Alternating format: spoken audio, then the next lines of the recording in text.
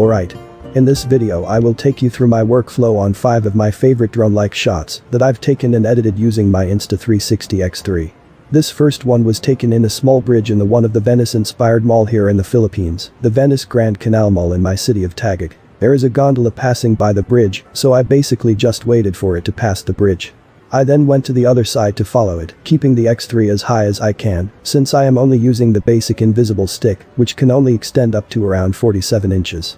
And since drones are supposed to be floating high, you'll need to keep the X3 high. I of course dipped it below to get more focus on the gondola going out under the bridge. And I apologize for this footage. I am a one-man band and don't have anyone to take a footage of me taking the shot for these fake drone footages. So the best way that I can show you how I have taken the shots is by doing a deep trace, or basically a me mode of me while recording the footage. Just imagine back the invisible stick and the X3 on these me mode shots and you'll definitely get how I recorded the footages. I also dipped the X3 here since I want to take a shot of the gondola from under the bridge. I have a great plan on this shot later using the freeze mode. I am bringing the X3 up again and go back to focusing on the gondola, which is by this time is already at the far end of the canal. And that's it. Let me show you now how I edited this. Okay. Using the Insta360 app on my Galaxy Z Flip 4, let's open the footage. Let's add a keyframe here at the first part. Then make it linear. And I want the first part to zoom into the gondola driver and we'll be zooming out after 2 seconds. Then let's have a look around the place. Let's make it face the buildings and the sky. Add a new keyframe here. Then let's turn around about 100 degrees, add a keyframe. Turn around some more, add another keyframe. Until we go back to the angle facing the gondola. You can play the parts that you edit if you want to see how they will look like.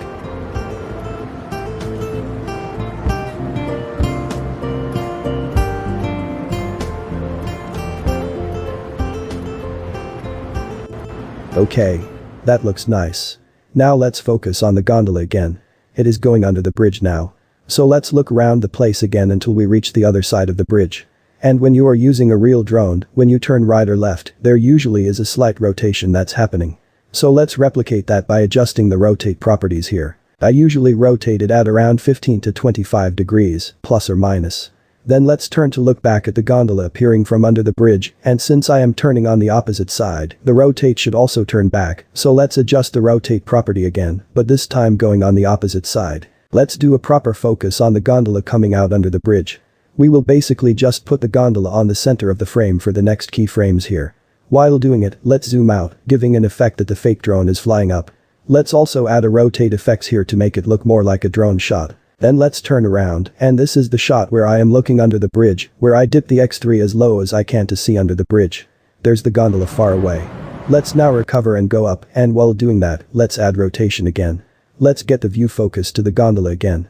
Even though the gondola is already too far, we can still make it look near by zooming into it. And again, we will apply rotations here to make it look like a drone flying around. We're done reframing, but we are not finished yet. If you want to have a vivid color, you can enable Color Plus and adjust the slider accordingly, depending on your color taste. We can also enable Clarity Plus if you want more sharpness. And you can also apply face filter if there's a lot of faces in the shot. Since this one does not have a lot of faces, we can disregard this. Then, as you can see from the way I recorded all of these, I was moving a bit slow, so we will need to apply some speed to the footage, since a drone moves a lot faster than my footage. I highly recommend section speed so we can only select parts to speed up. What I will do here is speed up to 4 times all scenes that are looking at the buildings, then add about 2 to 4 seconds of 2 times speed before and after that 4 times speed parts to make the speed transition smoother. You might not be able to get what you want on your first export, and that's okay. I actually edited this footage and exported 4 more times before I got the video that I want. I think the most important thing to remember here is to think like a drone, always mimic how the drone will move, and use the rotation, zoom in, and zoom out wisely to mimic the drone movement, and flying out or flying nearer to the subject. Here's the finished product.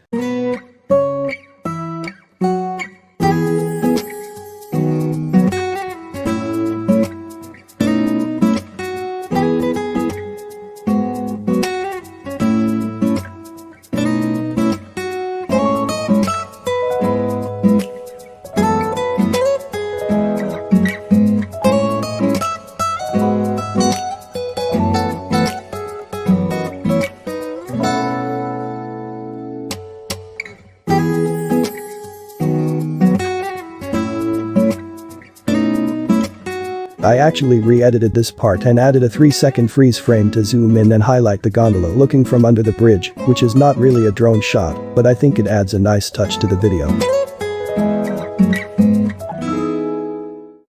I did another similar shot in the same bridge, but this time there are 2 gondolas passing the bridge, so I can't resist to take another shot.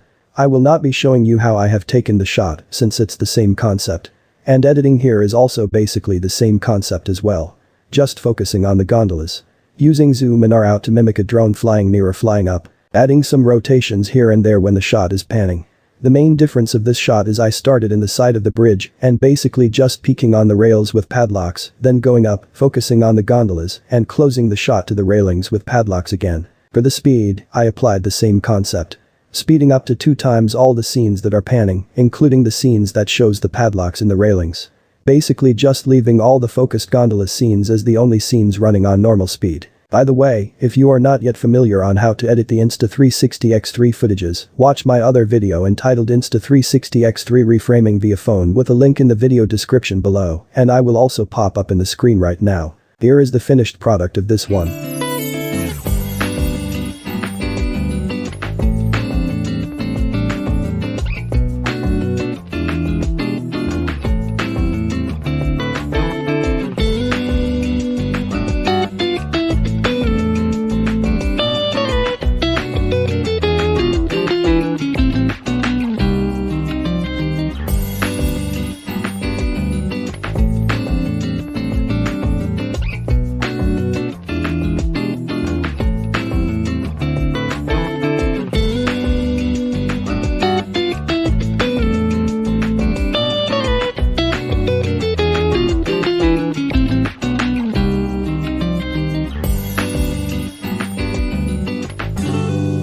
Alright.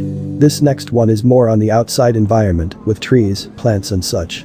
As usual, always keep the X3 high, as drones should. And when you encounter trees, do not avoid them. In fact, run the X3 to the leaves of the trees, touching them as much as possible. Just be careful not to bump or scratch the lenses of the X3. I was also lucky enough that this area has a short tree with lots of branches and leaves hanging around, so it is a good space to run over the X3, making it look like it is flying under this tree, then emerging on the other side and flying high after emerging. Let's see how it will look like after editing.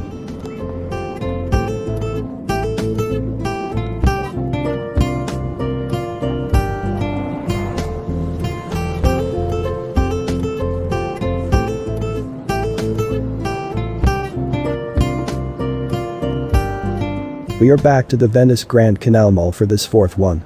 I started the footage from the 2nd floor of the mall. I picked this area since there is a stairs here and the whole area around the stairs is basically an open area. No walls, no mirror dividers or anything. So I can easily point the X3 outside the canal area while walking down the stairs, making my walk down seamless. Like this area here at the start of the stairs, it's a nice open area where I can shove the X3 outside and get a good footage of the canal area, the circular bar at the center, and the plants hanging on the sides. After one stairs flight, I can again shove the X3 outside for another great drone-like recording. After going down the stairs, another open area to extend the invisible stick and the X3 above the canal's water and in front of the circular bar at the front. There's a palm tree here, and as mentioned earlier, it's nice to touch leaves above, making it look like the recording device is really flying. And talking about leaves, there is a small tree outside, and it might be nice to shove the X3 in the middle of these leaves, extending it until it goes beyond the tree. That will surely be a nice footage upon editing. And this other small tree after the lamppost might be a good area to end the video, so let's just extend the invisible stick in this area, and I'll just figure the right frame for that when editing. Here's the finished product.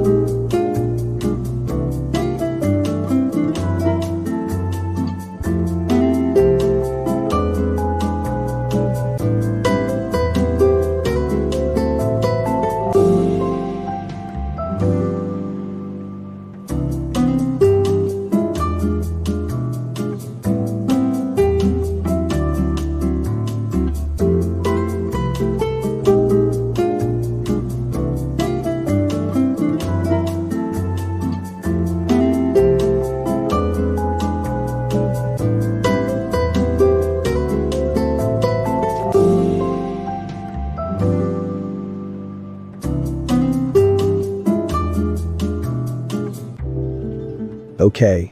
This last one is just a quick one. It might not even be passable drone shot, but it is definitely cool.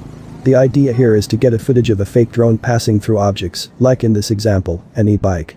So what you'll need to do is just shove the X3 going inside the vehicle and going through the other side of it. Then you start high, and you also end the footage extending the X3 as high as you can. This will be a great idea for any vehicles, a window, or anything where you can let the X3 pass through actually. Let's see what it looks like after editing.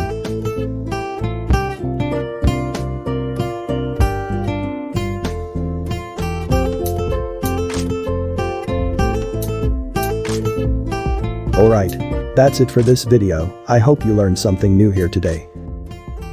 If you enjoy this video, give me a thumbs up. If it has helped you in any way, please do consider subscribing to the channel. Milasuj for watching. Noba Air.